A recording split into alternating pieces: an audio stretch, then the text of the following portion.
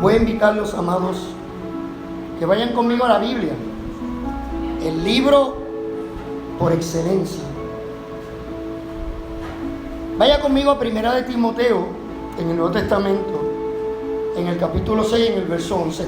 De igual manera, invito a aquellos que me están escuchando a través de Facebook y aquellos que en algún momento me van a escuchar, tal vez no hoy, tal vez mañana, aquellos que me van a escuchar a través de YouTube.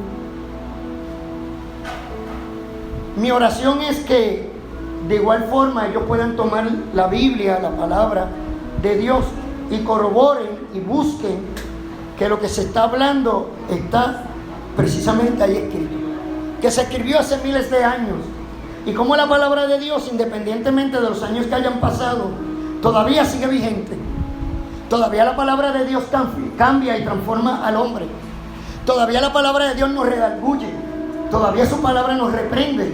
Todavía su palabra nos exhorta. Todavía su palabra nos fortalece. Porque la palabra de Dios es vida. Y dice Primera de Timoteo, capítulo 6, en verso 11. Mas tú, hombre de Dios, huye de estas cosas y sigue la justicia, la piedad, la fe, la caridad o el amor, la paciencia, la mansedumbre. Pelea la buena batalla de la fe, echa mano de la vida eterna, a la cual asimismo eres llamado, habiendo hecho buena profesión delante de muchos testigos. ¿Puede sentarse? Gloria a Dios, y siéntase cómodo, pero no tan cómodo que se vaya a dormir. Si no, yo procuraré que eso no suceda. Es importante para nosotros, hoy más que nunca, prestar el oído a la voz de Dios.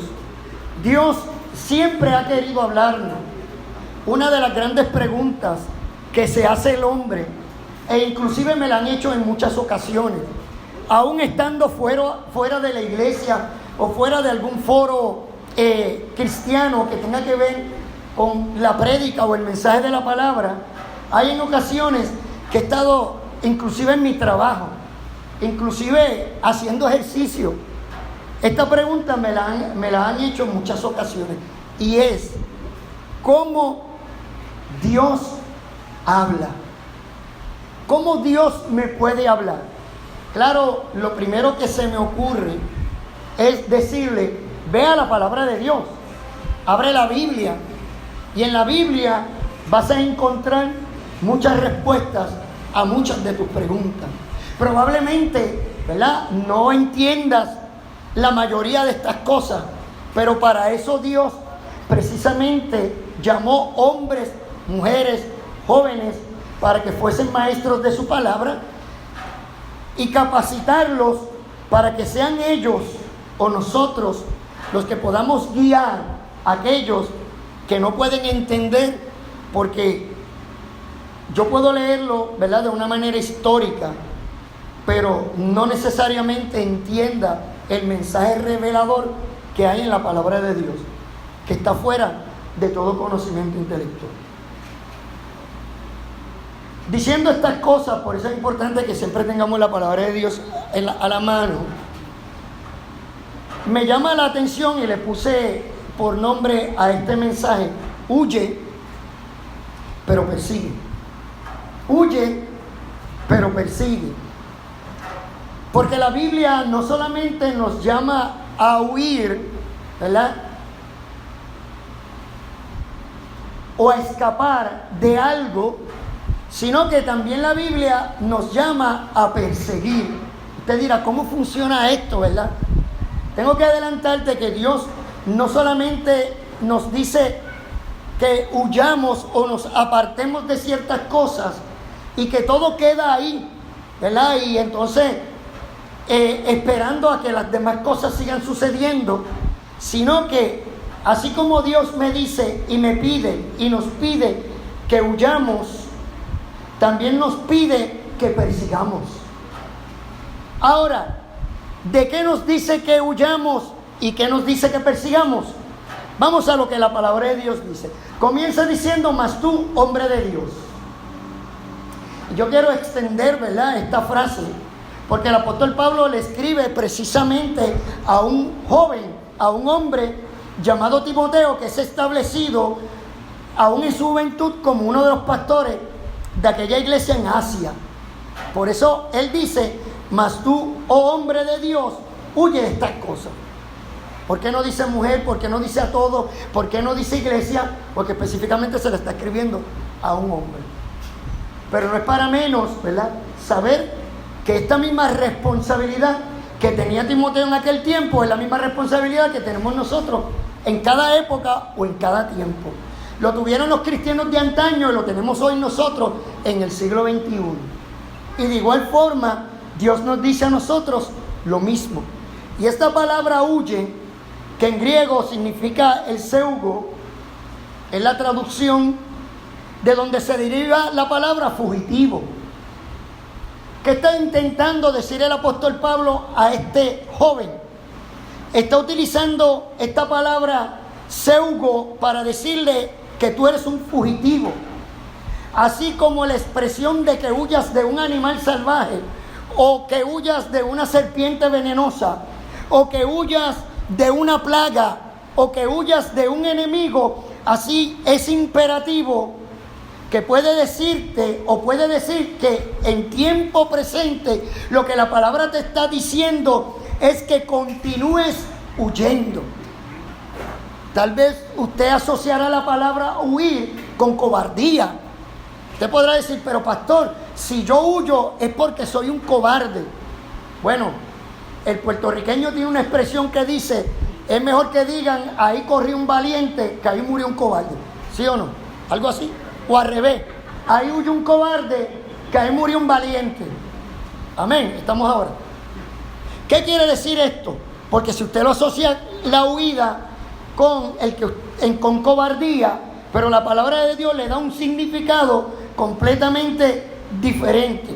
Lo que le está diciendo es que un hombre de Dios está huyendo todo el tiempo. ¿Y de qué huye? Él huye de todo aquello que intenta destruirlo, de todo aquello que intenta separarlo de la voluntad de Dios. Él huye de aquellas cosas que le impiden acercarse a Dios, crecer en su vida espiritual. Por ejemplo, Pablo presenta algunas de estas amenazas en las cuales el cristiano, el hombre de Dios, la mujer de Dios, tiene que huir. Algunos dirán: pastor, pero no es más fácil enfrentarlas. ¿Sabe? La palabra de Dios es muy específico. La palabra de Dios nos llama a enfrentar las pruebas y nos dice exactamente cómo hacerlo: con coraje, con tesón, con fuerza, con energía, con fe. Pero cuando es relacionado al pecado o aquellas cosas que limitan al hombre para que se convierta en un hombre de Dios, la palabra nos llama a huir. ¿Se acuerda cuando José estaba cautivo en Egipto y era parte de la casa del faraón? Cuando él enfrentó a la esposa de aquel hombre que lo había contratado y lo había hecho parte de su familia, y él se vio ante la tentación de que la esposa de Potifar lo acosaba, la Biblia dice que él salió huyendo. Cualquiera diría: bueno, yo tengo la fuerza y la capacidad para hacerlo. Bueno, eso han dicho muchos y han terminado rendidos ante los pies de cualquier mujer o de una situación ilícita. Así han dicho muchos en el gobierno, que fueron puestos por el pueblo y tal vez dijeron: eso no me va a pasar a mí. Pero ante la tentación trataron de enfrentarla, pensando que tenían la capacidad y el poder, y dijeron, al igual que Sansón: yo saldré victorioso como en otras ocasiones. Pero él no sabía que ese día le iba a llegar. Pues hermano, es más sabio huir, es más sabio salir. Y José lo entendió así y dejó hasta su capa, dejó parte de su ropa con tal de no tener que enfrentar aquella tentación, porque él sabía por naturaleza su debilidad. Pues él hizo lo correcto, él huyó. Me parece que es más sabio, porque ante el pecado hay que huir. Ahora, el apóstol Pablo presenta algunas de estas amenazas. Cuando yo voy a la Biblia, en el Nuevo Testamento, de aquellas cosas que el apóstol Pablo dice que los cristianos debemos huir, precisamente una de ellas es la inmoralidad. Otra de ellas es la idolatría. Y él utiliza específicamente la palabra: huye de estas cosas. Huye de la inmoralidad. Huye de la idolatría. Huye inclusive de las falsas enseñanzas. Huye de los falsos maestros. E inclusive le dice específicamente a Timoteo: huye de las pasiones juveniles. Le dice: huye también de estas cosas y sigue la justicia, la fe, el amor y la paz con los de corazón limpio que invocan al Señor. Y específicamente en lo que leímos en 1 Timoteo capítulo 6, 11, el apóstol Pablo le está advirtiendo y le está diciendo al joven Timoteo que huya, le aconseja que se cuide del amor excesivo al dinero y todo lo relacionado a esa tentación. Tal vez usted sea muy buen administrador, ¿verdad? Tal vez usted tenga la capacidad de poder lidiar con algunos asuntos, pero con otros no. Eso es como el hombre que Dios un día lo libró del alcoholismo. Pues a él no se le hace tan fácil, tal vez como usted y yo, que no estuvimos nunca en ese mundo, y para esta persona se le hace un poquito más difícil tener que enfrentar una situación que tenga que ver con el alcohol. Entiéndase, usted y yo podríamos estar en alguna actividad en nuestro trabajo donde haya licor y nosotros no tengamos problemas, pero tal vez aquel hermano que un día esa era su debilidad, pues no tenga la suficiente fuerza, ¿verdad? Pues es mejor que huya, es mejor que le evite. Y eso es lo que el apóstol Pablo nos está pidiendo a nosotros. Si usted dice que es un hombre de Dios, que usted quiere agradar a Dios, usted tiene que huir de estas cosas que nos advierte. Y específicamente le dice: mira, huye de ese amor al dinero y de todas las consecuencias que trae el amor al dinero.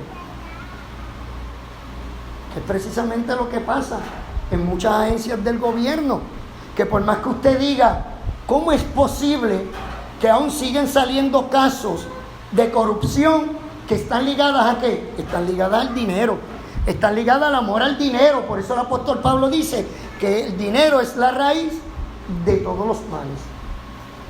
Y aunque algunos dirán, esto no me va a pasar a mí, terminan cediendo ante tal tentación. ¿Qué hace un hombre de Dios? Huye. ¿Qué hace un hombre de Dios? Se aleja. Cuando ve que la cosa no pinta bien, cuando entiende que los manejos que se están haciendo a su alrededor son turbios, pues el hombre de Dios huye, no se involucra. No comienza pensando que luego él va a tener la capacidad y el dominio para salir de ahí, porque así pensaron muchos y se fueron introduciendo poco a poco, y cuando abren los ojos ya están adentro, y cuando abren los ojos ya es demasiado tarde. Su corazón está corrompido. Su corazón, inclusive aquellos hombres que uno se queda perplejo de saber que hay hombres y mujeres que le sirven al Señor, que aman a Dios, y de momento usted lo ve envuelto en un escándalo. Y lo primero que uno se pregunta: ¿y cómo sucedió esto? Si era un hombre de Dios, si era una mujer de Dios, si eran hombres que amaban a Dios, que buscaban a Dios, que oraban, que ayunaban, que se alejaban, ¿cómo es posible que llegaron a este estado? Yo tengo que decirte que estas cosas no suceden de la noche a la mañana. Constantemente el enemigo o las circunstancias que te rodean te van a seguir tentando para ver hasta cuánto tú puedes ceder. Siempre hay alguien que te va a retar. Tal vez alguien te diga, mira, eso no va a suceder. Eso es como el joven que piensa que tiene la capacidad para librarse, ¿verdad?, del castigo de la justicia. Y él, aun cuando puede meditar en todos aquellos que han caído, él dice, a mí no me va a pasar. ¿Por qué? Porque yo soy más listo que ellos. Porque tal vez ellos cometieron este error, pero yo no voy a cometer el mismo error. ¿Y saben qué? A la larga, todos terminan en el mismo sitio. Porque no hay nada oculto que no haya de ser manifestado. Y hoy en día más, hermano, con estos aparatos electrónicos, que donde quiera que uno se mete, uno no sabe quién lo está grabando. Uno no sabe quién te está velando. Ahora cuando yo estuve de vacaciones, estaba en un lugar, ¿verdad?, de esos parques acuáticos. Y ahí voy yo con un aparatito para tirarme por unas chorreras de agua a existencia de mis hijos. Porque ellos se creen que su papá tiene 25 años, pero ellos me retan y a mí los retos me gustan. Y yo digo, pues vamos para allá, aunque el corazón se me esté saliendo. Y voy subiendo aquella enorme escalera. Y cuando voy así, aún cuando me estoy tapando con este aparatito con el cual me voy a tirar, escucho a alguien que me dice, Dios te bendiga, pastor. Y de hecho me preguntó por un carrión. Y a todo esto fue tan rápida mi reacción que no sabía de quién me estaba preguntando. Y me quedé como mudo. Y reaccioné un minuto después. Aún lo que le dije, se lo dije sin saber de quién me estaba hablando. Pero cuando él contestó, ahí fue que caí en cuenta. Y sabía que me estaba hablando del hermano Tatito. Ve, hermano, que donde quiera que uno se mete, hay alguien.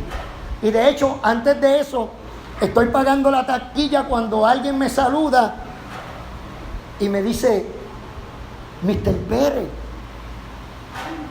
¿Ve? Por eso es que la Biblia nos llama a que nosotros tenemos que cuidarnos. Donde quiera que nosotros nos metamos. Nosotros no deberíamos tratar de enfrentar el pecado pensando que tenemos la habilidad para escapar. Amén. Porque dicen por ahí que al mejor cazador se le va la liebre. Y en este caso, el apóstol Pablo entendió que eso era una de las cosas que tanta presión hace sobre un hombre de Dios, que es una grande tentación en la cual cualquiera puede caer. Han caído grandes hombres de negocio, han caído presidentes de naciones, han caído alcaldes, han caído gobernadores, han caído predicadores, han caído evangelistas. Y el apóstol Pablo le aconseja a Timoteo, huye de eso, huye de la codicia, huye de la apostasía. ¿Sabe? Precisamente a un hombre en el Antiguo Testamento llamado Balaam tuvo que enfrentar la codicia del amor hacia el dinero, que estuvo dispuesto e intentó maldecir al pueblo de Dios, aun cuando sabía que lo que estaba haciendo no era correcto. Y a Balaam se le presentó la oportunidad y cedió ante la tentación. E hizo el intento, hermano. Pero Dios no se lo permitió. Pero hay ocasiones en las cuales la insistencia es tan grande del hombre, aún incluyendo, escúcheme bien, al hombre y a la mujer de Dios, que Dios lo deja a su suerte, que Dios lo deja a su voluntad. Y este hombre termina cediendo al pecado, termina cediendo a la tentación, como le sucedió a Balaam, que incluyendo, dice la Biblia, que le sucedió a Judas. Judas tuvo que enfrentar la tentación, tuvo que enfrentar la codicia, y por 30 miserables monedas de plata estuvo dispuesto a vender a su maestro, sin importarle los 3 años que pasaron juntos, sin importarle sus enseñanzas, sin importarle su sacrificio, sin importarle la voluntad y el amor que aquel hombre tenía hacia él como discípulo. estuvo dispuesto a ceder ante esa tentación. Y el apóstol Pablo le dice a Timoteo, Timoteo, huye. La Biblia nos dice a nosotros hoy, no importa cuán fuerte usted se sienta, hermano, no importa cuánta capacidad intelectual y emocional usted tenga para enfrentar la situación o la tentación. Mire, no se crea más fuerte que Sansón. Sansón físicamente era fuerte porque el Espíritu de Jehová venía sobre él. Y Sansón comenzó a tentar la tentación. Comenzó a jugar con el pecado. Comenzó a jugar con su capacidad de que pensaba que él siempre se podía escapar. Y la Biblia dice que en aquel momento, luego que el pelo se lo cortaron, él intentó zafarse. Él intentó romper las cuerdas como lo había hecho antes, pero en esta oportunidad, en esta ocasión no pudo. Quedó preso de su propia tentación. Por eso la Biblia te dice a ti que huyas. Hay quienes dicen, ay pastor, yo no creo que eso sea conmigo. Yo no creo que eso a mí me pase. ¿Y quién te dice a ti, oh hombre de Dios, oh mujer de Dios, que tú estás exento a que la tentación un día venga a tu vida? No necesariamente la tentación tenga que estar relacionada a un aspecto sexual, a un aspecto emocional. No necesariamente a un aspecto que tenga que ver con dinero o tenga que ver con corrupción. Puede estar ligado a algo que tú sepas que lo que estás haciendo no es la voluntad de Dios. Pero Dios nos advierte siempre antes de que las cosas sucedan. Ahora bien, terminado lo que tenga que ver con huir y alejarse, yo quiero que usted vea atentamente lo que la palabra de Dios nos dice. Porque cuando te dice, tú hombre de Dios, huye de estas cosas, no hay un punto, ahí hay una coma. Te está diciendo, huye, pero haz esto. El hombre de Dios no solamente huye y escapa de aquellas cosas que atentan contra su vida espiritual y su crecimiento espiritual y su vida moral, sino que también el hombre no se puede quedar en una inacción perpetua. O sea, Dios no te llamó para que tú salgas huyendo y todo el tiempo sientas que estás siendo perseguido, sino que también Dios te dice, tú huye, pero haz esto. Tú huyes, pero no te quedes sentado.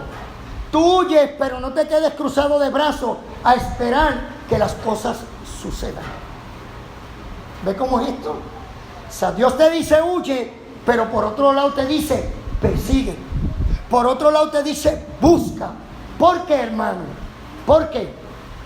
Porque de alguna manera el hombre busca la manera de satisfacer aquellas cosas de las cuales él carece. ¿Lo entendió? Y él busca reemplazarlas. Él busca llenar ese vacío por otras cosas. Pues esa es la solución que está dando el apóstol Pablo. Él te está diciendo, huye de la tentación, pero haz esto. No te quedes cruzado de brazos. Te dice, huye, pero sigue. Pero busca. ¿Busca qué? Lo primero que le dice es, busca la justicia. Busca el buen comportamiento correcto hacia Dios y hacia los hombres. Es una justicia práctica. No es el mero hecho de la palabra justicia pensando intelectualmente. No, es una justicia que se lleva a cabo. Y sabe, la Biblia habla mucho sobre el hombre justo. Todos los cristianos estamos llamados a practicar la justicia. ¿Sabe? Yo se oye al hombre justo. Dios busca al hombre justo. En el Salmo 15:1, David se pregunta, ¿quién habitará en tu tabernáculo? Y él se contesta, el limpio de mano, el puro de corazón. Y ahí habla de la justicia. Usted puede huir, pero si usted se dedica toda la vida a huir y a huir y a huir del pecado y cuidarse de esas cosas y se queda sentado sin hacer nada para llenar ese vacío que queda en el corazón, Él te dice la solución práctica de que lo llenes con la justicia, de que lo llenes con buenas obras, de que no te quedes sentado. Te hace un llamado constante para que persigas una meta, el blanco de la soberana vocación, el blanco que es Jesucristo. Huye del pecado, pero busca a Dios. Huye del pecado, pero busca la justicia. Agárrate de la justicia, agárrate del honor, de lo que es correcto, de aquellas cosas que Jesús dijo en el Mateo capítulo 5, en el verso 6, en el Sermón del Monte: bienaventurados los que tienen hambre y sed de justicia, porque ellos serán saciados. Primera de Juan capítulo 3, en el verso 10, dice que en esto son manifiestos los hijos de Dios y los hijos del diablo. Cualquiera que no hace justicia y que no ama a su hermano es de Dios. De manera que es imperativo la justicia en la vida y en el carácter de un hombre, de una mujer y de un joven cristiano. Eso, ningún cristiano, hermano, debe carecer de justicia. Es algo que debe ser parte del hombre de Dios. La justicia debe imperar en su carácter, debe imperar en su vida, debe imperar en su trabajo. Y todo aquello que él entienda que no va de acuerdo a su justicia, él la debe rechazar. Cuando usted entiende que hay algo que se está llevando a cabo que no es justo, usted debería salir de ahí, porque usted está llamado, y yo también, a practicar la justicia. Eso debe ser parte de lo que compone el ser un cristiano de verdad y genuino. Y él lo lleva casi hasta el extremo donde la justicia es determinante en si usted y yo somos hijos de la luz o somos hijos de las tinieblas. Y Juan lo especifica: es manifiesto el Hijo de Dios y los hijos de las tinieblas, porque cualquiera que no hace justicia y cualquiera que no ama a su hermano no es de Dios. De manera, dándole para atrás y para adelante, que la justicia debe estar en nuestra vida siempre. Ahora bien, no solamente nos habla de la justicia, nos habla de la piedad. ¿Y qué es la piedad? La piedad está relacionada a la justicia. La piedad, según MacArthur, que es un escritor, un teólogo cristiano que ha escrito muchos libros, y yo me encontré y me topé con esta expresión que tiene que ver con la justicia. Él decía lo siguiente, y hago referencia: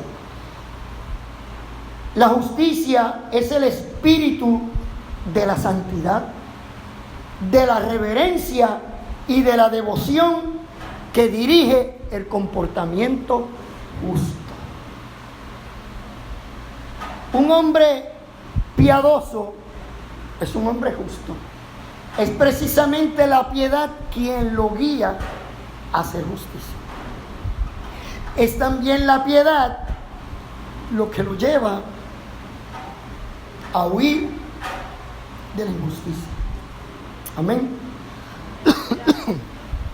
Ahora bien, ya hemos hablado de la justicia y de la piedad. Ahora te voy a hablar de la otra cosa que él menciona, que es la fe. ¿Qué usted tiene que hacer con la justicia, con la piedad y con la fe? Seguirla, hermano. Seguirla, buscarla. Debe ser parte de su meta. A veces los hombres se ponen tantas metas. Mi meta es hacer esto, tener esto, lograr esto. Me entristece saber que hay cristianos persiguiendo metas mundanas, persiguiendo las mismas metas que persiguen todos. Pastor, ¿eso es malo? No, eso no es malo. Eso es bueno. perseguir una meta, perseguir una vocación, perseguir el llegar a hacer algo o alguien a través del estudio, a través de la preparación, a través de leer libros, a través de la práctica. Eso está bien. Pero llevar únicamente como meta las metas que tiene el mundo. Gracias, mi hermano.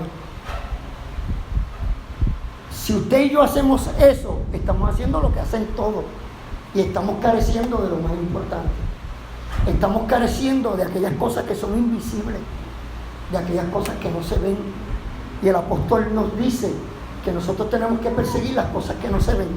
¿Por qué? Porque las que no se ven son verdaderas y las que se ven son pasajeras. ¿Qué significa eso, hermano? Mire, que un día su capacidad intelectual va a desaparecer. Cuando usted empieza a llegar a cierta edad, hay cosas que van a empezar a olvidársele. Y usted no necesita tener Alzheimer para eso. Ya sea por el desgaste, por la experiencia, por los años. Pero la ley de la entropía me dice que todo va de nuevo hacia viejo. Eso lo dice la Biblia, usted no sabía. Así que no se asusten, prepárese. Y todo tiene un fin y todo se va desgastando. Como dice Isaías, como un traje cuando es comido por la polilla, se va desgastando. Y a veces nosotros tenemos tanto interés en alcanzar cosas materiales, y máximo hoy en día que estamos en una generación que si algo procura es precisamente eso, ¿verdad? Alcanzar una meta. Y usted le pregunta, no, yo quiero alcanzarla para tener más dinero, o yo quiero alcanzarla para tener un puesto mejor, o yo quiero alcanzarla para que la gente diga cosas buenas de mí, o yo quiero alcanzarla para ser admirado por los hombres, o yo quiero alcanzar el más alto puesto para entonces poder pararme en tribuna y mirar a los demás por encima del hombro como que yo soy el poderoso, el grande, el fuerte. Y esa búsqueda insaciable de alcanzar algo que a final de cuentas se va a echar a perder, que a final de cuentas todo lo que usted ve es perecedero. Por eso el apóstol Pablo en la sabiduría de Dios te dice: busca las cosas que no se ven, persigue la justicia, persigue la piedad, pero persigue la fe. ¿Qué te dice de la fe? Esa palabra en griego que significa pistis. Pistis no es otra cosa que tener una plena confianza en Dios para todo. ¿Usted escuchó? Lo voy a repetir. Pistis significa o es tener esa plena confianza en Dios para todo. Es tener lealtad absoluta al Señor. Es tener una confianza firme en el poder, en el plan, en la provisión y en las promesas de Dios. Por eso la Biblia dice que el hombre de Dios vive por la fe. No vive por vista. Porque la fe lo involucra en el poder de Dios, en la acción de Dios. Y él no se mueve sin saber que Dios dirige sus pasos. Pero esa fe es una fe permanente. No es una fe de un ratito, no es una fe intelectual, es una fe que ha sido probada, que independientemente cuál sean las circunstancias, usted persiste en una lealtad absoluta, sabiendo que Dios cumplirá su propósito en usted y en mí, aunque se tarde lo que se tarde. Aunque yo me desespere, ahí estaré. Aunque Él me matare, como dice Job, en Él confiaré. Eso es fe, esa plena confianza. Y si alguien sabía de esto, era el apóstol Pablo, que escribió precisamente en la carta a Filipenses, en el capítulo 4 y en el verso 19, mi Dios pues suplirá todo lo que os falte. Y ahí Él no está hablando específicamente de algo, Él está diciendo todo. Mi Dios suplirá todo lo que te falte. Esa falta puede ser espiritual, puede ser emocional, puede ser falta de amor, falta de confianza, puede ser que tengas una preocupación bien grande y necesitas echar tu carga sobre Él. Y Él lo experimentó y por eso Él dice, Él suplirá todo lo que te falte conforme a sus riquezas en gloria, en Cristo Jesús. Así que hay que reconocer a Dios en todos tus caminos, pero hay que reconocer a Dios en todos tus asuntos.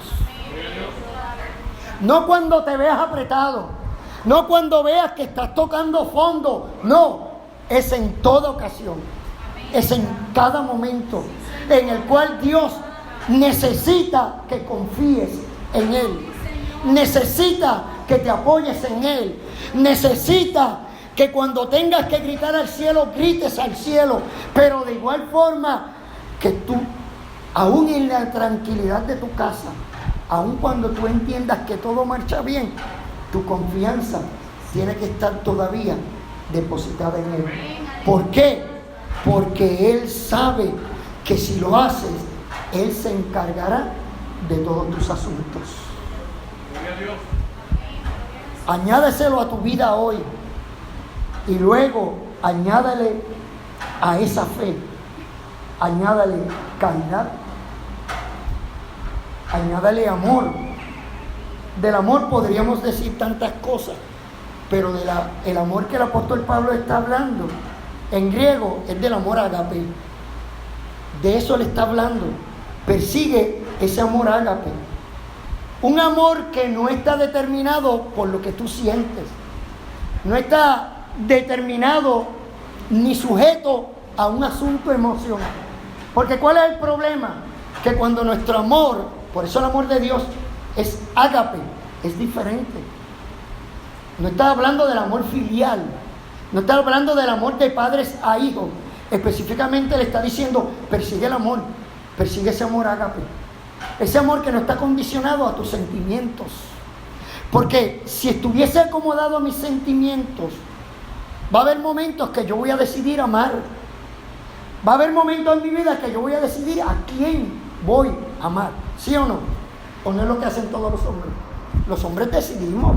Las mujeres de igual forma deciden a quién amar.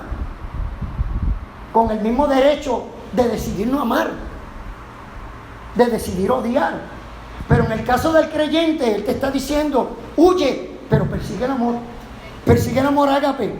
Ese amor que no está determinado por tus sentimientos, ni por tus ideas, ni por lo que te conviene o no te conviene. Es amando a tu Dios por encima de cualquier cosa, sin importarte la consecuencia de esa decisión. Y si hay algo, hermano, que hoy día, más que en cualquier otro tiempo, nosotros necesitamos, es precisamente demostrarle a nuestro Dios ese amor ágape, que usted está dispuesto a amar a Dios incondicionalmente de cualquier cosa, incondicionalmente del que se vaya o del que se quede, incondicionalmente de aquel que niegue su fe o de aquel que se haya alejado de Dios. Usted permanece fiel en su amor, que independientemente de que todo lo deje, usted no lo dejará. Usted perseguirá ese amor ágape, sabiendo y cumpliendo con el mandamiento que nos dice: amarás al Señor tu Dios con todas tus fuerzas. Amarás al Señor tu Dios con todo tu corazón. Amarás al Señor tu Dios con todo tu ser. Y a medida que amas a Dios, lo amas tanto, lo amas tan suficientemente como para apartarte del pecado. Esto es bien importante. Amas tanto a Dios como para apartarte del pecado.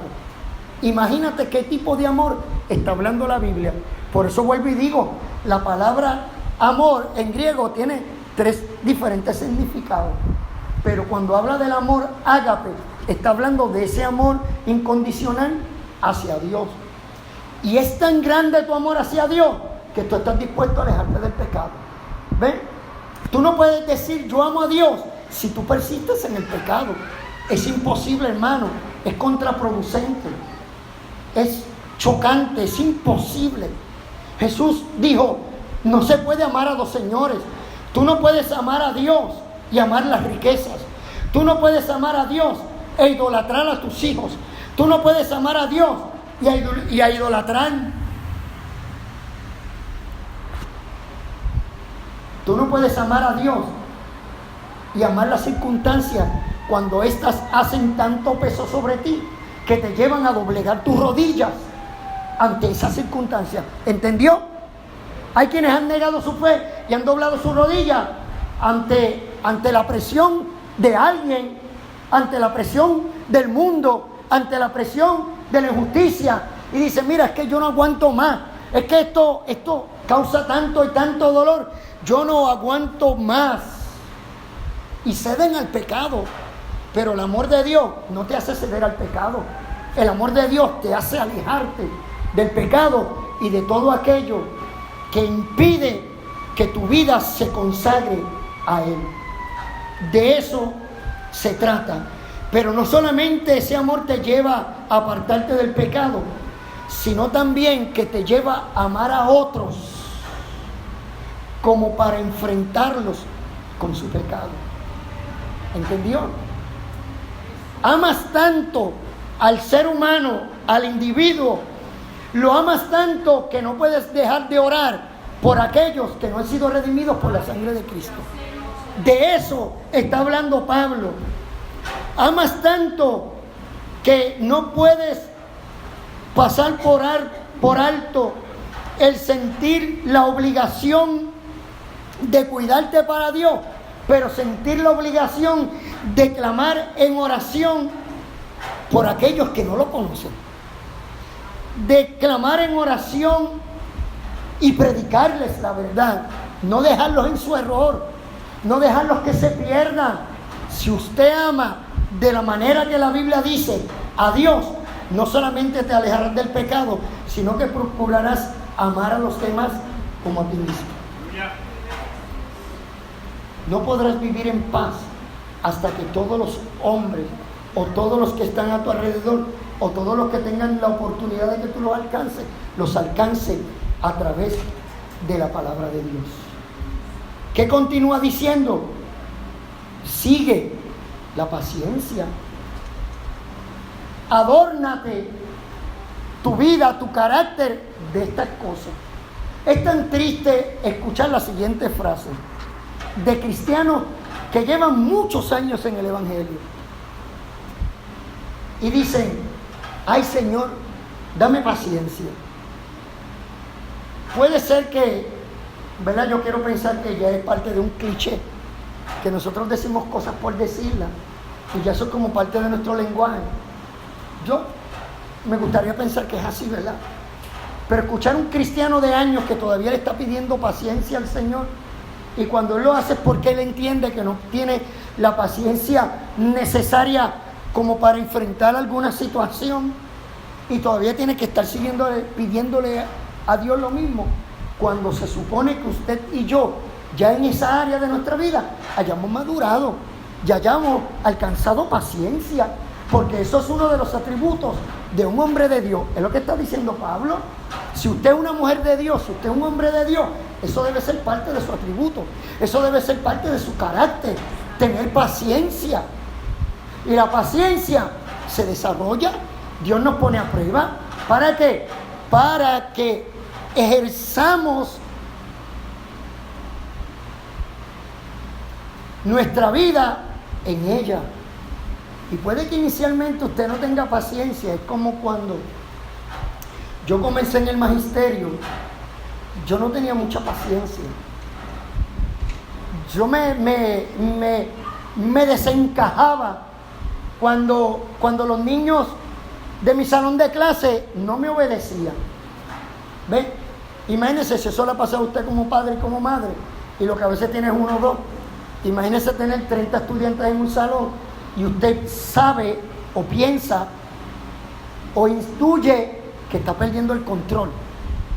Pero no solamente está perdiendo el control de lo que está allí sucediendo, está perdiendo el control de usted. Y a mí se me hacía muy difícil. Perdía el control con facilidad. Hay inclusive que algunos se descargan contra algún estudiante o se descargan contra una pared. Tenía un compañero que en mi salón yo lo único que escuchaba eran los tortazos que daban en la pared, y era porque esa era la manera de él, ¿verdad?, de quitársela. Vaya manera, ¿no? No me parece muy inteligente, porque yo tampoco me rompería la mano si a final de cuentas no voy a lograr mucho, ¿verdad? O como aquel individuo que cogía en el salón y levantó una silla pretendiendo hacer callar a los niños y terminó tirándosela en el dedo gordo del pie. O sea, no creo que son maneras inteligentes de alcanzar la paciencia, de alcanzar la madurez. Dios nos enseña, hermano, a través de la Escritura cómo hacerlo, cómo adquirirlo y cómo seguirla. Vuelvo y repito, la fe debe ser parte de nuestro carácter, pero también la paciencia, pero también el amor, también la justicia y también la piedad. Y termina diciendo también la mansedumbre. ¿Sabe? Cuando el apóstol Pablo, y cierro con esto, le dice, huye, pero no lo deja ahí. No te dice a ti, hermano, huye del pecado y huye de las tentaciones. Huye, pero persigue y alcanza todas estas cosas que son vitales para tu vida espiritual, para tu cercanía a Dios y para tu cercanía con otros. Cuando él le dice a Timoteo en el capítulo 2 y en el verso 22 de su segunda carta, le dice a él, huye también. Yo no sé si es que a él se le olvidó decirle esto, porque si le está diciendo huye también, parece que cuando vio de las cosas que le había hecho advertencia, dijo, caramba, se me olvidó algo y esto es importante. Y le dice, huye también de las pasiones juveniles. Y yo voy a hacer una nota al calce aquí. Las pasiones juveniles, en su término más amplio, no solamente le está hablando al apóstol, a Timoteo como joven, sino él le está hablando a los hombres, a los adultos, a las mujeres. Usted debería saber cuáles son las pasiones juveniles. Usted sabe las pasiones que usted tenía cuando joven. Esas pasiones que en algún momento de la vida quieren volver al carácter y a la vida de un hombre. Y estoy diciendo de un hombre específicamente porque lo soy y las he tenido que enfrentar como cualquier otro. Y él está diciendo aún al hombre viejo, mira, huye de las pasiones juveniles. Usted sabe cuando los hombres después llegan a cierta edad y después quieren volver atrás. Y le da, ¿verdad?, ese guille de dandy. Y de momento quieren ser dandy y usted lo ve, ¿verdad?, cambiando su look y muchas cosas, ¿verdad? Y usted lo ve que quiere ahí ahora hacer cosas que no hacía antes, porque sabe que está perdiendo, se está quedando atrás. Y él te dice, no, huye de esas pasiones. Ya tú no eres un chamaco, ya tú no eres un jovencito, pero esas pasiones están ahí. Cuídate de ellas y huye. Pero mire lo que le dice. Dice, huye y vuelve a lo mismo, huye de las pasiones juveniles, pero, le dice, sigue la justicia. Pareciera como si le estuviera leyendo lo mismo, ¿no? Y le dice, sigue la fe, ya habló de eso. Vuelve y le dice, sigue el amor, pero aquí le añade otra, y dice, y la paz. ¿Sabe lo que la Biblia dice?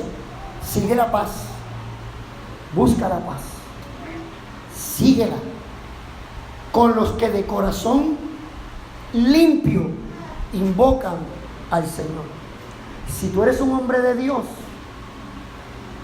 quieres agradar a Dios. Si tú eres una mujer de Dios y amas a Dios, tú quieres agradar a Dios, pues tú huyes de aquellas cosas que te apartan de tu confianza y de tu intimidad con Dios, pero también entonces le agregas a tu vida todas aquellas cosas que son importantes que tú persigas. Amén. ¿Por qué? Porque tú quieres tener un corazón limpio para poder invocar la presencia de Dios. Vamos a inclinar nuestro rostro en esta mañana. Y permita a Dios, y permita usted también, que esta palabra que Dios ha traído, usted la pueda agregar a su vida, a su corazón. Y usted pueda echar mano de estos aspectos que son tan importantes en la vida y en el carácter de un hombre. Tal vez te has dedicado a huir, te has cuidado de esas cosas. Y bien has hecho, gloria a Dios que lo has hecho. Probablemente te has cuidado mejor que yo en ese aspecto, pero se te ha olvidado uno que es sumamente importante también. Alcanza y persigue aquellas cosas que van a añadir a tu carácter una mejor relación con tu Dios y una mejor relación con los demás. En esta hora yo quiero orar por ti.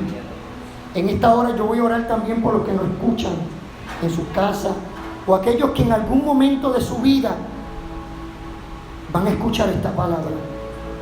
Yo voy a orar por ellos. Yo quiero orar por ti.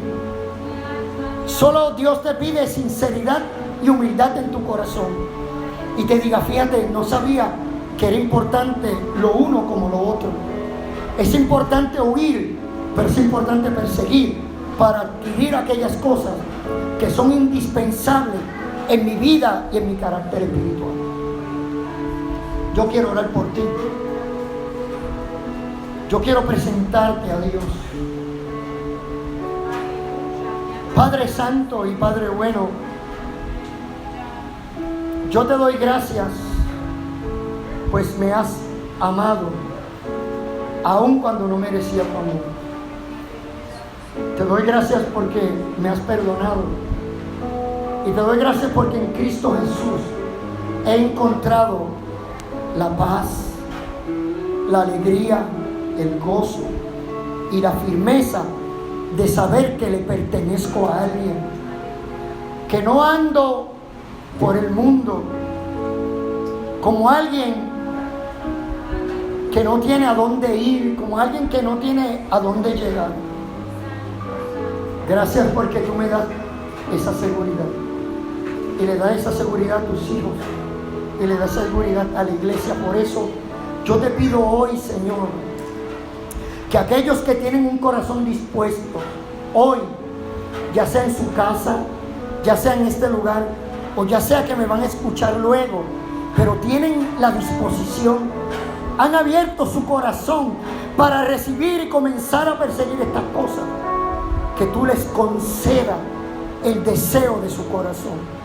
Que tú les concedas alcanzar la justicia, la piedad, la fe, el amor, la mansedumbre. Que puedan alcanzar la paciencia, que puedan alcanzar la paz en esta hora. Anhelamos esto que es tan necesario como parte del fruto del Espíritu Santo de Dios en nuestra vida. Yo quiero crecer y por ende necesito perseguir y no quedarme de brazos cruzados, sino hasta alcanzar la meta de aquellas cosas que son necesarias para que tú, oh Dios, seas glorificado en mí y a través de mí, para que yo pueda ser el vaso que tú utilices para alcanzar a otros, para enseñar a otros, para llevar tu palabra a otros. Renueva las fuerzas al que no tiene ninguna. Aquellos que están enfermos, Señor, que hoy están atribulados, enfermos, acongojados, tristes, Señor, están abatidos aquí o en su casa. Yo te ruego, Señor, que pongas tu mano de poder y los llene de toda virtud. cambie su tristeza hoy en baile y en alegría. Y esta palabra retumbe no solamente en sus oídos, no solamente en su cerebro, sino que retumbe en su corazón y pueda repercutir en una gloriosa acción de testimonio de lo que tú has hecho hoy, Señor, en sus vidas, para tu gloria y para tu honra. Te damos gracias. Amén y amén.